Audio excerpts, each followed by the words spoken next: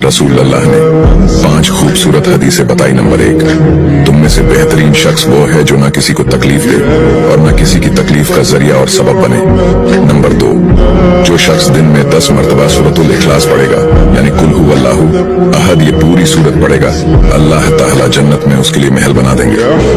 Number 3, जो शख्स हर फर्ज नमाज के बाद 1 मरतबा आयतुल कुर्सी पढ़ने का मामूल बनाएगा तो उसके और जन्नत के दरमियान सिर्फ मौत का फासला होगा, यानी वो शख्स मरते ही सीधा जन्नत में जाएगा।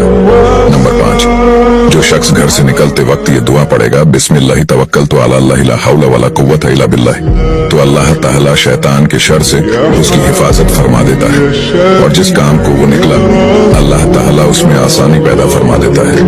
नंबर 5, रसूल अल्लाह ने फरमाया, वो शख्स हरा भरा रहे, हंसता खेलता रहे। जो शख्स मेरी हदीस सुने उसको महफूज रखे और उसको दूसरों तक पहुंचाए।